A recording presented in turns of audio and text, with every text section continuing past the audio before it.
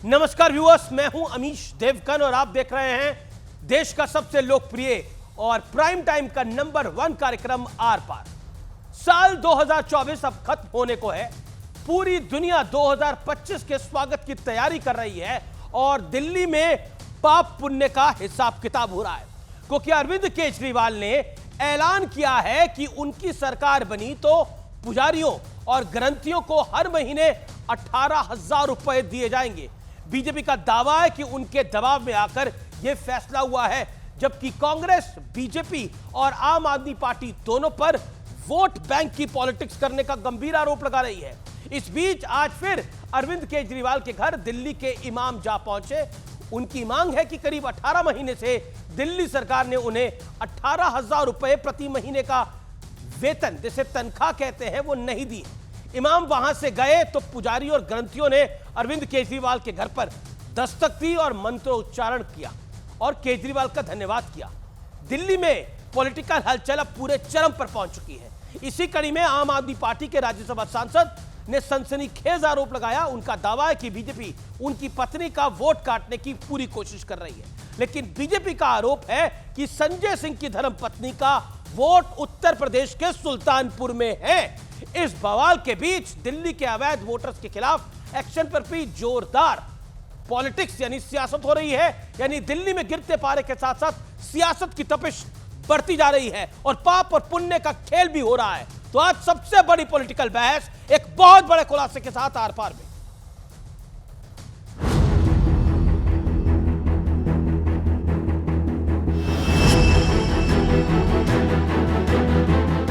दिल्ली के महाभारत में लड़ाई और तीखी होती जा रही है। अरविंद केजरीवाल ने आज एक और बड़ा ऐलान किया। आम आदमी पार्टी की सरकार पुजारियों और ग्रंथियों के लिए नई योजना लेकर आई। इस योजना के तहत पुजारियों और ग्रंथियों को हर महीने 18,000 रुपए देने का वादा किया गया। इसके लिए 31 दिसंबर से रजिस्ट्रेशन शुरू होंगे।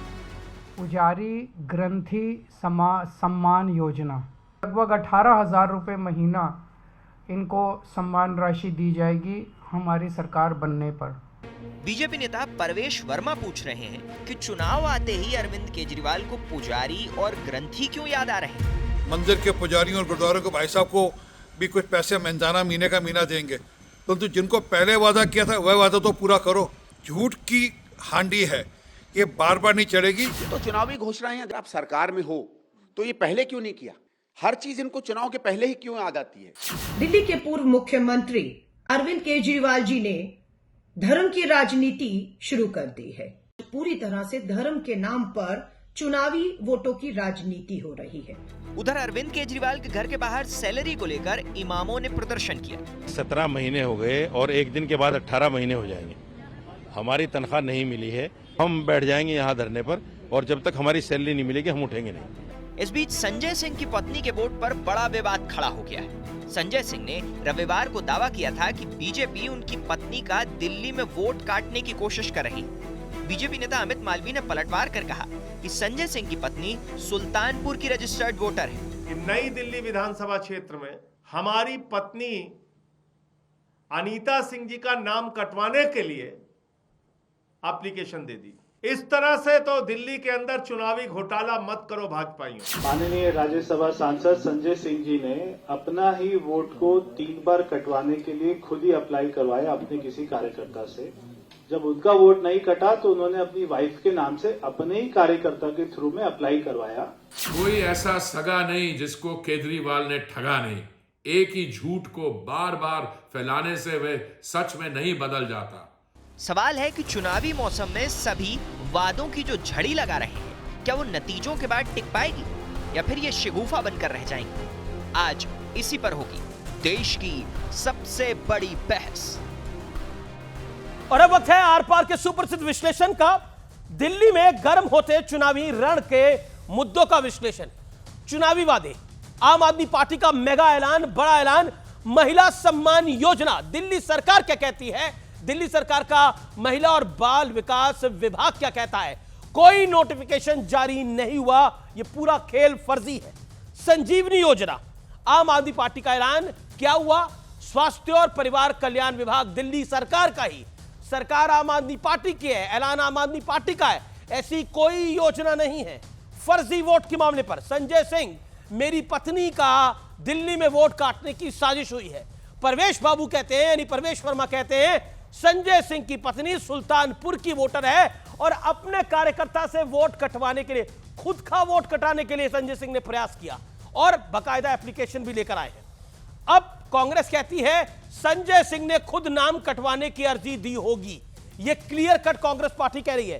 कांग्रेस पार्टी कह रही है कि फर्जी तरीके से पूरा खेल खेला जा रहा है। अब बात करता हूं मैं अरविंद केजरीवाल की, जो सूबे के फॉर्मर मुख्यमंत्री है। बीजेपी ऑपरेशन लोटस से वोट काटने में जुटी है। आम आदमी पार्टी बताए, बीजेपी कह रही है कि घुसपैठियों को के वोट हटाए जाएं या फिर नहीं हटाए जाएं। कांग्रेस कह रही है कि आम आदमी पार्टी और बीजेपी वोट बैंक की सियासत कर रहे हैं। आइए बढ़ते हैं आगे, ये देवेंद्र यादव कह रहे हैं। अब मैं बढ़ता हूं केजरीवाल की तरफ। केजरीवाल का ऐलान है पुजारियों, ग्रंथियों को 18,000 की सम्मान राशि मिलेगी, लेकिन दिल्ली के इमामों का बड़ा आरोप है करीब 18 महीने से 18,000 रुपए का वेतन यानी सैलरी नहीं मिली है। और अब आज का बड़ा प्रश्न, क्या दिल्ली में साम दाम दंड भेद के सारे पैंतरे आजमाने की शुरुआत हो चुकी है? डॉक्टर सुधांशु त्रिवेदी, भारतीय जनता पार्टी के प्रवक्ता, हमारे साथ इस चर्चा में है। डॉक्टर अनुराग भदौरिया, समाजवादी पार्टी के प्रवक्ता है। प्रियंका कक्कड़ है, आम आदमी पार्टी की नेत्री है, उनका अभिनंदन है, प्रवक्ता है। मौलाना साजिद रशीदी है, इमाम एसोसिएशन के, आपका भी अभिनंदन है। तो प्रियंका कक्कड़, अगर मैं वोट की बात करूं तो संजय सिंह जी की पत्नी के वोट को लेकर कांग्रेस पार्टी का भी वही कहना है। वो कह रहे हैं कि खुद ही सब कुछ कर रही है आम आदमी पार्टी और नाम दूसरे पे डाल देती है, और बीजेपी भी यही कह रही है। देखिए, सभी को नमस्ते अमीर जी। अमीर जी, सबसे पहले तो मैं आपको बता दूं कि अवैध वोटर या रोहिंग्या देश में कहीं भी हैं तो अमित शाह जी की गलती है। हरदीप पुरी जी ने बसाया उनको दिल्ली में, तो अगर हरदीप पुरी जी को अरेस्ट कर लेंगे ना तो सारा ये वाला मसला खत्म हो जाएगा कि अवैध वोटर कौन है, क्योंकि उन्होंने बसाया है दिल्ली में, ऐसा उन्होंने सार्वजनिक ट्वीट करके बताया। ये लोग जानबूझ के जेन्युइन वोटर्स का, पूर्वांचली भाई बहनों का वोट कटवा रहे हैं, क्योंकि ये जीत नहीं सकते इस बार दिल्ली में। इनके पूछो अभी अरविंद केजरीवाल को गाली निकालने के अलावा क्या प्लान है दिल्ली का या क्या किया, इनके पास जवाब नहीं है। और मुझे आज जानना है सुधांशु जी से कि क्या वो इस फैसले से एतराज रखते हैं कि आज हमने पुजारियों और ग्रंथियों के लिए एक सम्मान राशि घोषित की, क्यों भाजपा अब तक ऐसा नहीं कर पाई? क्या दिक्कत है भाजपा को? वीरेंद्र सचदेवा ने बोला हम तो 10 साल से ये कह रहे थे, शुक्र है इन्होंने इस बात को माना है, लेकिन अब पैसे दे दे।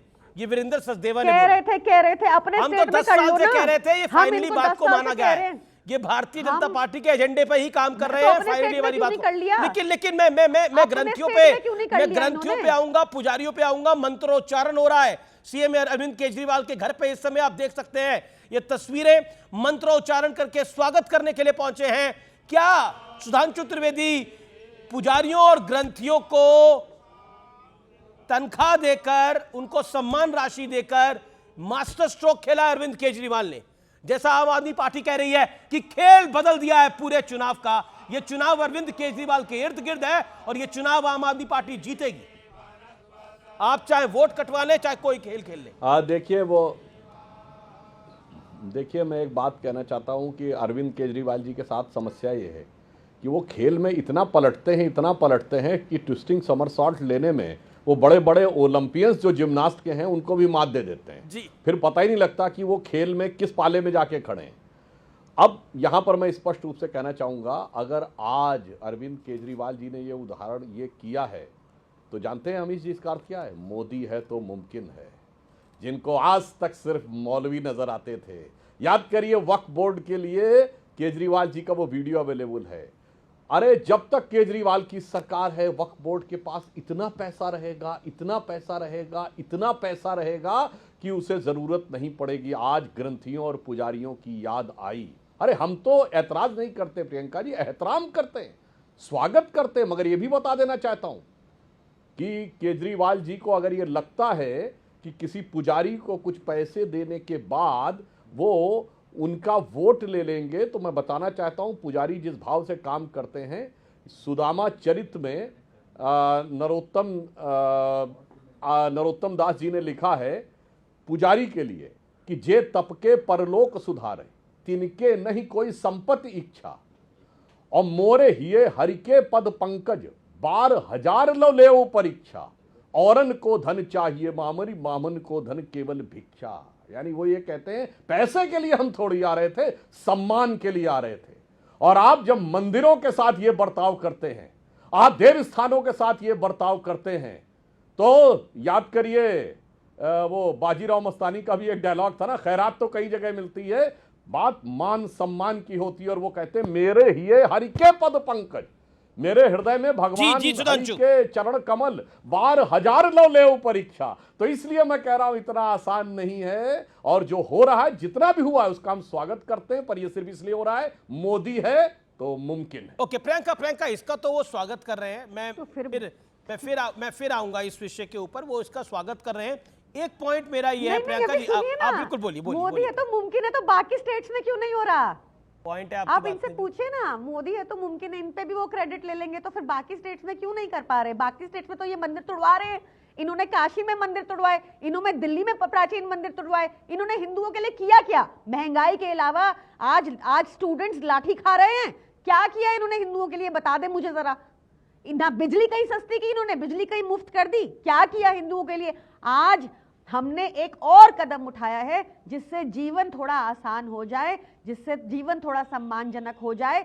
ये कब जागेंगे? इनसे पूछिए। मुझे लगता है, अमित जी जवाब दे दूं? जी हेलो, जी आवाज आ रही है? बिल्कुल। हाँ अमित जी, मुझे लगा शायद प्रियंका जी अपना फोन देखने में व्यस्त हो गई या क्या हो गई, उन्होंने मेरी बात सुनी ही नहीं। मैंने कहा पुजारी धन के लिए नहीं आता है, वो धर्म के मान और सम्मान के लिए आता है। ना पुजारी ना इमाम, कोई जब आप सारे धर्म स्थलों के विरोध में खड़े हुए, धर्म के लिए आता है साहब। और हमने हिंदुओं के लिए क्या किया है जानते हैं कि क्या किया है? जो छत्रपति शिवाजी महाराज ने अपने में किया था अपने जमाने में, कि मोड़ राखे मुगल मरोड़ पातशाह राखे, राम नाम रख निज रसना सुधर में, और बैरिन की हद राखी तेग बल शिवराज, देव राखे देवल स्वधर्म राख्यो घर में। इसका अर्थ यह हुआ कि मुगलों को मोड़ के रखा। तो जो मोदी जी ने किया, मुगलिया मानसिकता वालों को मरोड़ के रखा। कैसे? राम का नाम, पवित्र नाम अपनी जिह्वा के ऊपर रख के, और बैरियों को तेग बल शिवराज, यानी जो देश के दुश्मन थे उनको हद के अंदर रखा है सैन्य शक्ति से। अब कोई नहीं आता धमाके करके चला जाए। और देव राखे देवल, यानी देव स्थानों में देवता सुशोभित हैं और स्वधर्म अपने घर में। आप देखिए काशी विश्वनाथ का कॉरिडोर, महाकाल का कॉरिडोर, भगवान श्री राम का मंदिर, कुशीनगर में भगवान बुद्ध का मंदिर उभरता हुआ देखिए, तब आपको समझ में आएगा। इसलिए बहुत छोटी सोच है। अगर आपको लगता है तो शायद आप ध्यान नहीं दे पा रही, तो मैंने पहले ही ये बात बोली थी जी। मगर क्या करें, जो पल पल प्रतिवर्ती प्रकृति वेश है, जिनका पल पल बदलता रहता है, वो शायद इस बात को समझ नहीं पाते, इसलिए उनके लिए समस्या होती है। जी मेरा अगला प्रश्न प्रियंका, संजय सिंह जी ने आरोप लगाया कि मेरी धर्मपत्नी का वोट कैंसिल कराने की कोशिश हुई है, उनका वोट कटवा दिया गया है, लेकिन उनका सुल्तानपुर उत्तर प्रदेश में वोट है।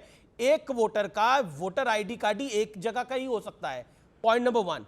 और इसके अलावा बीजेपी कह रही है कि खुद आप एक पॉलिटिकल चाल चल रहे थे, अपने कार्यकर्ता से संजय सिंह का वोट कटवाने का काम कर रहे थे, जब वो नहीं कटा तो ये बात लेकर आ गए। और खुद आप सोचिए कि अगर बीजेपी को वोट कटवाना ही होगा तो वो संजय सिंह की धर्मपत्नी का वोट क्यों कटवाएंगे? मेरे को जवाब देने दीजिएगा, मैं आपको पूरा जवाब देती हूँ। विस्तार से पहले मैं बताती हूँ कि सुधांशु जी की अच्छी अच्छी बातों से ना लोगों का पेट नहीं भर सकता। आज जो देश की हालत है, आपने 80 करोड़ भारतीयों को सरकारी अनाज पे मोहताज कर दिया है सर। आपने महंगाई का दर इतना ज़्यादा कर दिया, आपने झूठे वादे किए 2022 तक 2 करोड़ रोजगार, आपने झूठे वादे किए 15 लाख का जुमला दिया, आपने झूठे वादे किए कि बुलेट ट्रेन 2022 तक, आपने कितने झूठे वादे किए सर। और यहाँ एक व्यक्ति है जो समाज का, जो अपने सिटीजन्स का हर तरीके का ख्याल रखता है, और आप उनको सिर्फ गालियां निकालते हैं, उनको झूठे केसेस में फंसाते हैं, पहली बात। दूसरी बात जो आपने कही अमीश जी, आज सुबह प्रेस वार्ता करके संजय सिंह जी ने, माननीय सांसद ने दिखाया भी कि जो अनीता सिंह जी उनकी धर्मपत्नी है, उनका वोटर आईडी क्या है, और सब लोग जाके चेक कर सकते हैं ऑनलाइन कि वो दिल्ली उनका की वोटर आईडी, उनका उनका रजिस्ट्रेशन तो उत्तर प्रदेश में है, उनका रजिस्ट्रेशन तो उत्तर प्रदेश के सुल्तानपुर में है। मैं जवाब दे रही हूँ ना, सुनिए ना। नहीं है, नहीं है, भाजपा के झूठे प्रोपेगेंडा में मत आइए। अमित मालवीय तो वो व्यक्ति हैं जिनको मैनिपुलेटेड मीडिया का प्रोपेगेंडा में कांग्रेस भी है क्या? सुनिए, क्या भारतीय जनता पार्टी के प्रोपेगेंडा में कांग्रेस भी है क्या? राइट, यू राइट, अच्छा, बिल्कुल है, है। बिल्कुल है। अब अच्छा। सुनिए, मैं आपको यही बता रही हूँ, जो एफिडेविट भाजपा के अमित मालवीय ने झूठा डाला, देखिए वो व्यक्ति है जिनको तमगा मिला था देश में मैनिपुलेटेड मीडिया का पहला, तो वो व्यक्ति हैं जिन्होंने जनवरी 2024 का एफिडेविट डाला।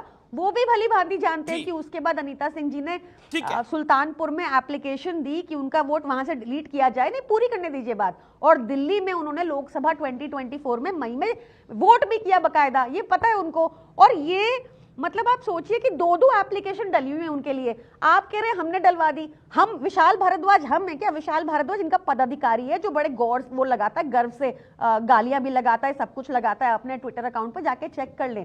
उसने एप्लीकेशन दी 11,018 शादरा में, उसके बारे क्या कहेंगे ये?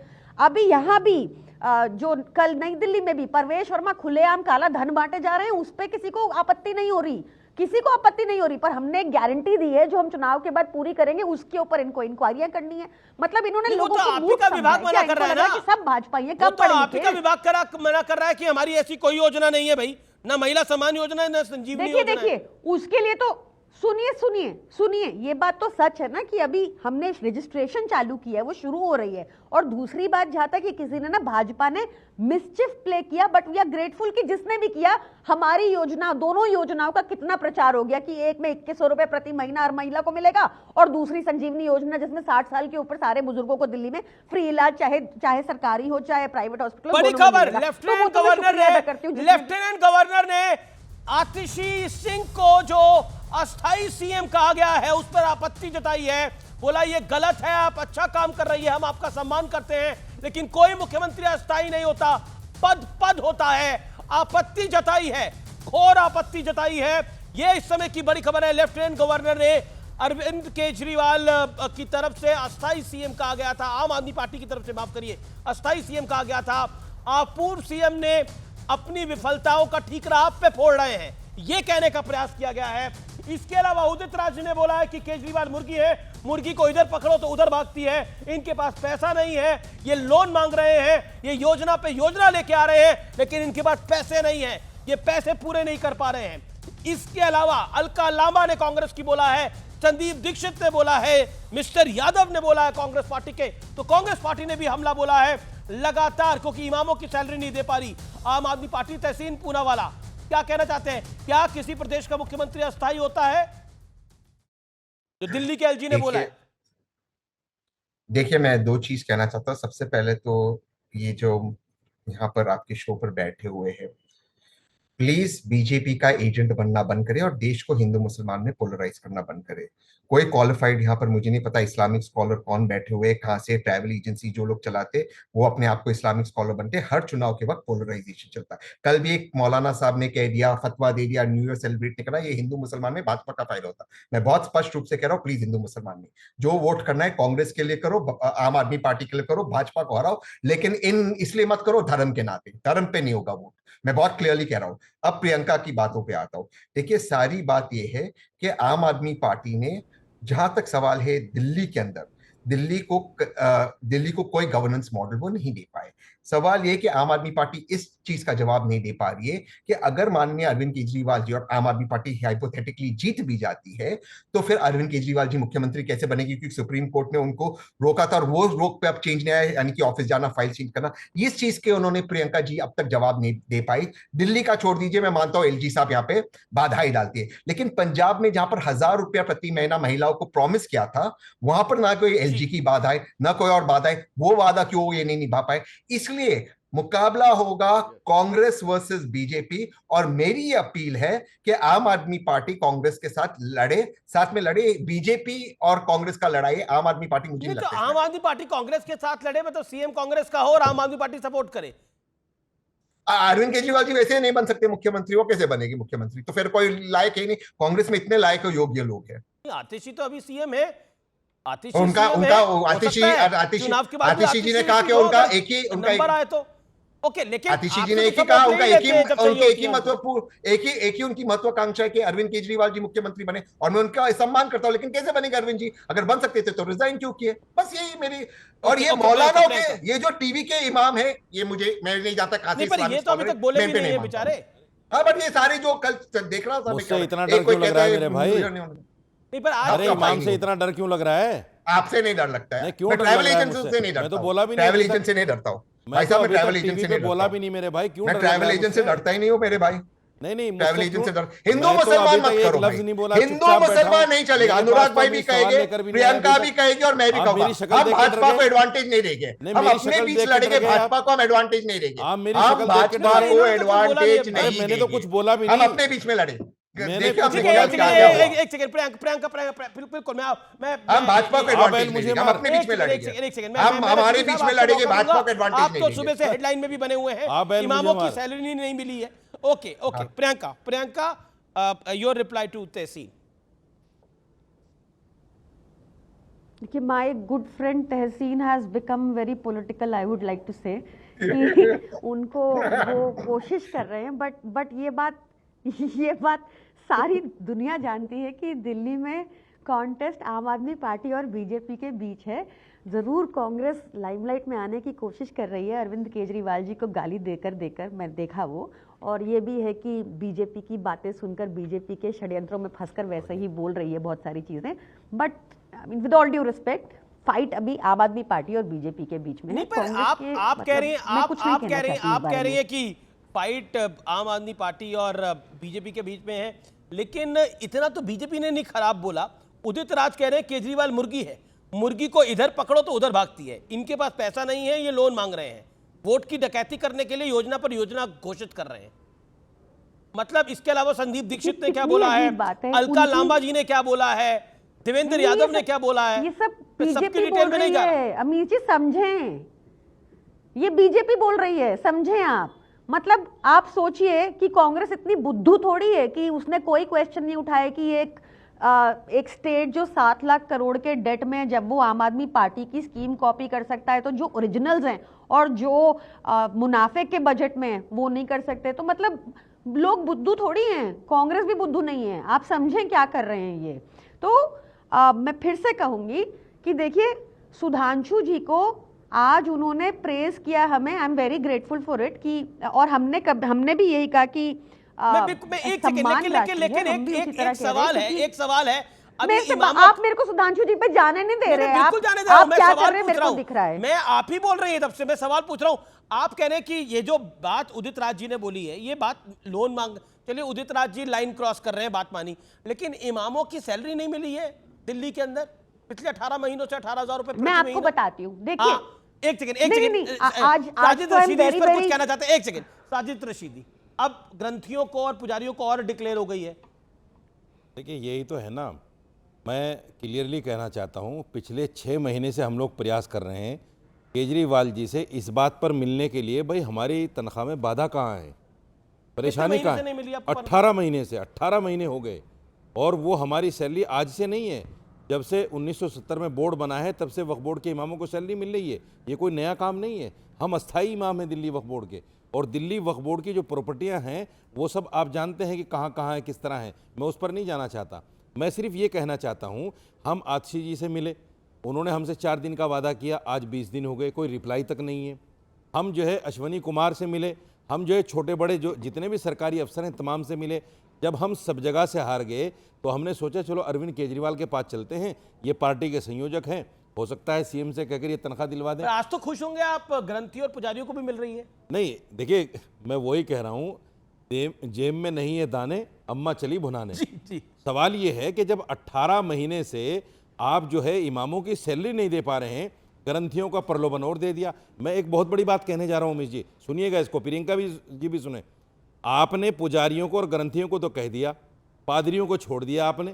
क्या इमामों को तनख्वाह न देकर और पादरियों के नाम का ऐलान न करके आप ये बताने और जताने की कोशिश करते हैं कि मुसलमान और ईसाई तुम्हारे बंधुआ मजदूर हैं, जब चाहेंगे जैसे चाहेंगे तुम्हें मजबूरी में वोट देंगे। देखो, वोट तो मुसलमान का आम आदमी पार्टी को ही जाएगा ना, मतलब ये तो घोषित है, ये बात तो घोषित ही है। अमीश भाई, बड़ी बात क्या है, कांग्रेस की कमियों की वजह से मुसलमानों का रुख आ गया था केजरीवाल की तरफ, और ये सोचकर चूंकि विकल्प नहीं था, मुसलमान खोलकर बीजेपी के साथ भी नहीं जाना चाहता और कांग्रेस को वोट नहीं देना चाहता था, एक विकल्प, एक रास्ता मिला केजरीवाल कि भाई चलो ये अच्छा ईमानदार आदमी है शायद और ये अच्छे काम करे। कुछ अच्छे काम भी हैं, मैं उस पर नहीं जाना चाहता, लेकिन इमाम जैसे यानी जो दिल्ली के या किसी भी जगह के इमाम होते हैं वो मुसलमानों के नुमाइंदा लोग होते हैं। जब आप उनको परेशान कर रहे हैं तो आप ग्रंथियों और पुजारियों को और लाइन में लगाना चाहते हैं। हमारे तो ये ग्रंथी पुजारी का ऐलान तो कर दिया है, इनको भी लाइन में लगाना चाहते हैं, जैसे इमाम आज लाइन में लगे हुए हैं और वो 18 महीने से अपनी तनख्वाह का वेट कर रहे हैं।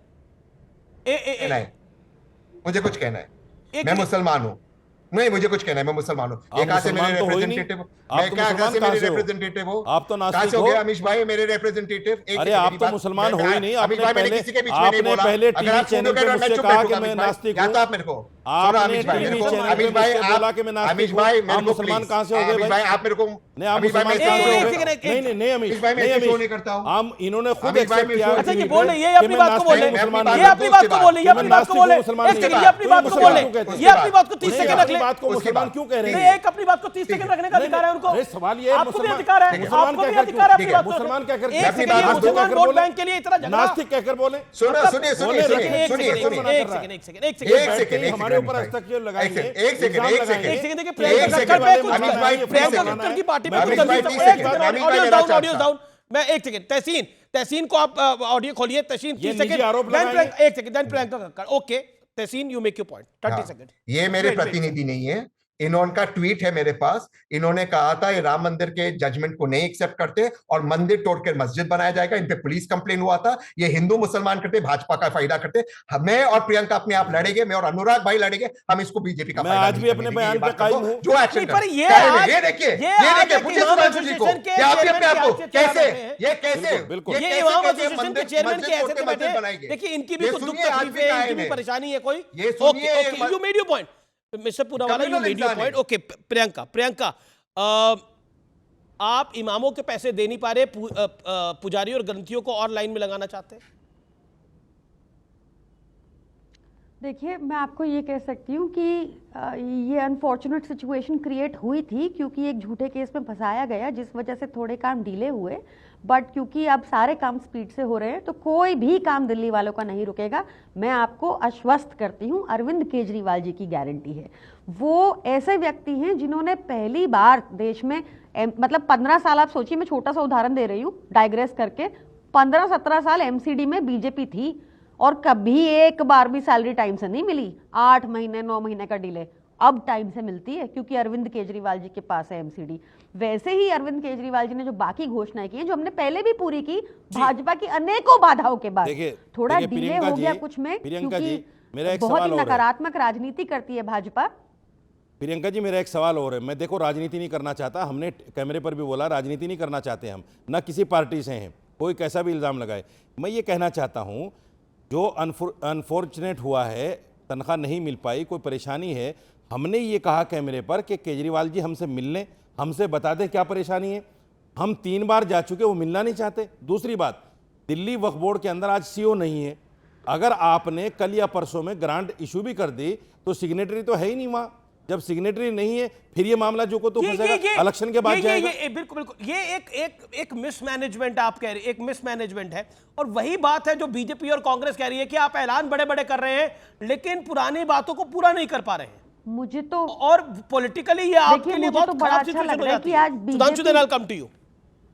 नहीं होगी, आप फिक्र मत कीजिए। मुझे तो इस बात की भी बड़ी खुशी है कि आज भाजपा वाले भी और सारे टीवी मीडिया चैनल्स भी फाइनली सबका साथ सबका विकास की बात कर रहे हैं और फाइनली इमाम साहब को भी जितनी दिक्कतें आई हैं उस पर भी चर्चा हो रही है। और मैं आपको अश्योर करती हूं अपनी पार्टी की तरफ से कि अरविंद केजरीवाल जी का कहा हुआ गारंटी होता है, जुमला नहीं होता। कब आ जाएगा ये बता प्रॉब्लम्स आई, जितना कुछ भी हुआ सबके सामने। सुधांशु त्रिवेदी, ये अरविंद केजरीवाल की गारंटी है। अनुराग भदौरिया, मैं आपके पास आऊंगा, मुझे पता है आप काफी देर से बोलना चाहते हैं। सुधांशु, ये अरविंद केजरीवाल की गारंटी है। देखिए, आपकी इस डिबेट में कितने मज़ेदार 2-4 तथ्य सामने आए और क्या तथ्य छुपाने का प्रयास हुआ मैं बताना चाहता हूं। अभी देखिए, मौलाना रशीदी जी ने बात कहा कि वो स्थायी इमाम है। सुनिए अमीश जी, दिल्ली में इमाम स्थायी है और मुख्यमंत्री अस्थायी है। सोचिए कितनी मज़ेदार बात है। और उन्होंने आगे क्या बोला, अभी तहसीन भाई को बहुत रिएक्शन हुआ कि साहब वो इमाम साहब क्यों बीच में आ रहे हैं। तो मैं याद दिलाना चाहता हूं, भारत के इतिहास में यदि पहली बार किसी इमाम का फतवा जारी करवाया गया है कि वो किसी एक पॉलिटिकल पार्टी को वोट दे, तो तहसीन भाई याद करिएगा, दिल्ली के शाही इमाम बुखारी से 1980 में इंदिरा गांधी ने फतवा जारी कराया। दूसरी बार दिल्ली की बात हो रही है, दिल्ली के इमाम बुखारी से 89 में वीपी सिंह ने फतवा जारी कराया, और उनके बेटे जो वर्तमान इमाम हैं उन्होंने 2014 में सोनिया गांधी के लिए फतवा जारी कराया। अब कांग्रेस वाले जब ये बोलते हैं कि हम इमाम को बीच में नहीं लाना चाहते, तो बहुत वो लगता है साहब आप लोगों ने तो इमामों और मौलवियों की वजह से कैसे बदल दिया था शाहबानों का केस, सबको पता है। इसलिए कम से कम कांग्रेस वालों को बोलने से पहले सोचना चाहिए। और मैं बताना चाहता हूं, जो प्रियंका जी बोल रही थी, झूठा और सच्चा 2 मिनट में साबित हो जाता ना। आप कह रहे हैं कि ऐसी योजना थी, नहीं थी, आपको उस योजना के पास होने का ऑर्डर, मतलब प्रोसीजर और ऑर्डर सामने रख देना चाहिए था। देखिए साहब ये योजना है, ये फला फला मीटिंग में वो हुई है, और देखिए संविधान कैसे खतरे में होता है कि स्थापित मुख्यमंत्री को अस्थायी कहा जाता है, और योजना का नाम रखा जाता केजरीवाल कवच। केजरीवाल जी आज सरकार में क्या है, न मुख्यमंत्री, न उप मुख्यमंत्री, न मंत्री है, यहां तक कि मुख्य सचेतक तक नहीं है। जो व्यक्ति सरकार में नहीं है उसके नाम के ऊपर चलती है योजना। ये दर्शाता है कि संविधान किस प्रकार से खतरे में आता है।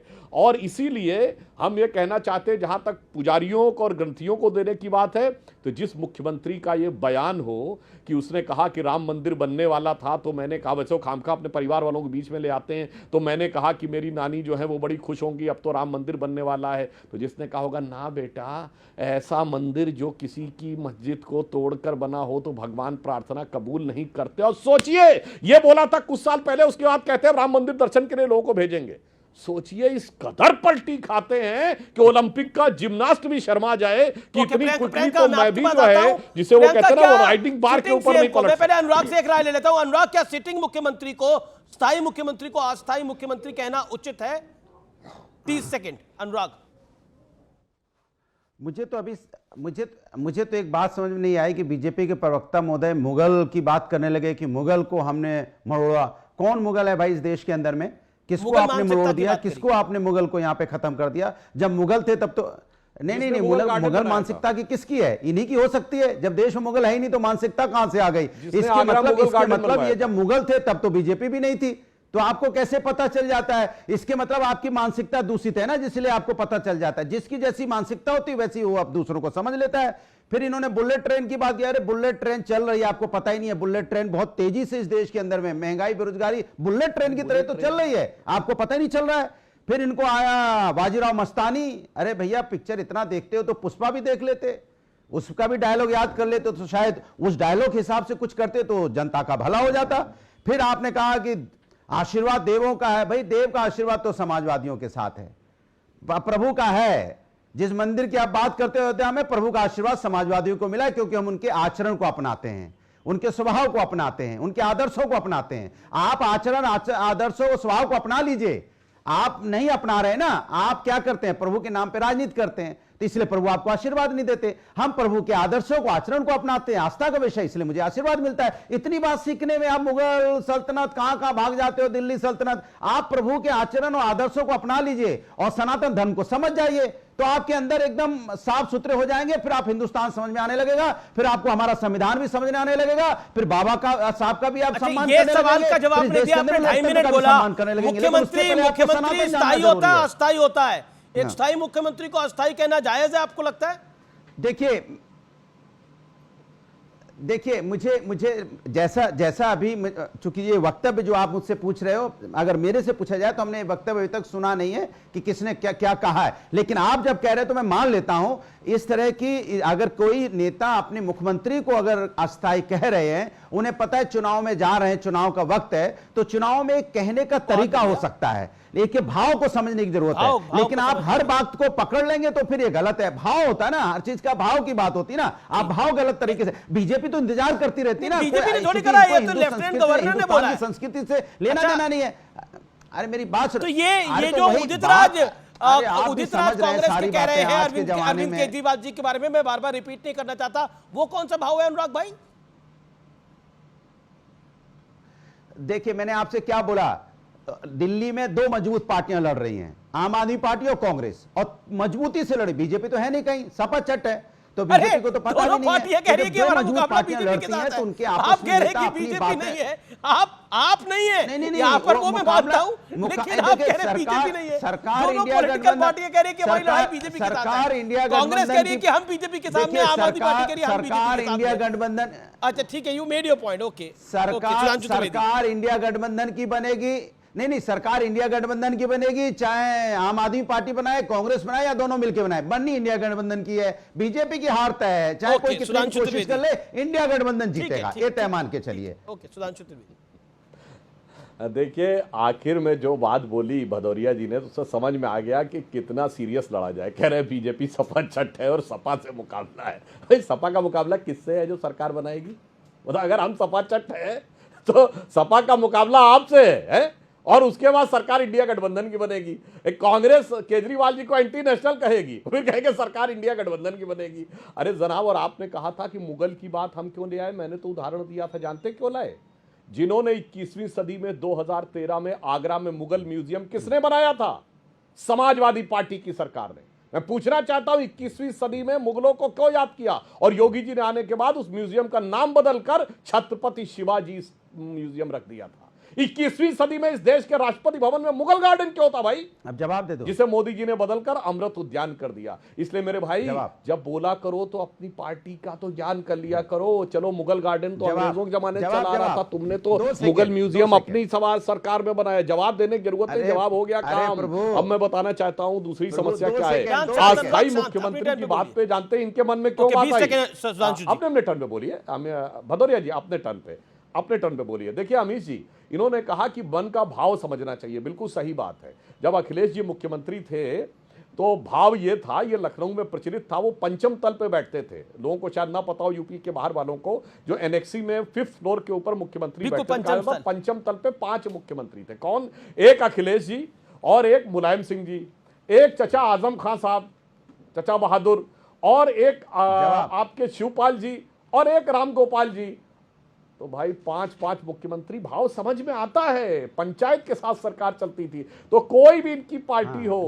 ठीक है, ओके, अनुराग जवाब लोगों के साथ जी अनुराग, देन प्रियंका। देखिए इन्होंने सुनिए, देखिए इन्होंने बोला, देखिए भारतीय जनता पार्टी का काम ही एक ही है, नाम और नंबर बदलना, काम तो करना नहीं है। तो नाम और नंबर बदलने की जो आदत है, बदलते बदलते आपको जनता ने उत्तर प्रदेश में बदल दिया और 33 पे लाके समेट दिया। तो आप नाम और नंबर बदलने की आप जो चलन है बंद कर दीजिए, कुछ अपना बनाइए ना, अपना बना के उसका नाम और नंबर रखिए तो अच्छा लगेगा। दूसरी बात, मुख्यमंत्री आपने 5 मुख्यमंत्री, आज कितने मुख्यमंत्री हैं पता नहीं चलता। मुख्यमंत्री हैं, 2 डिप्टी सीएम हैं, एक है वो दौड़ने वाले जो दौड़ते रहते हैं दिल्ली लखनऊ, ये दौड़ने वाले भी तो मुख्यमंत्री हैं।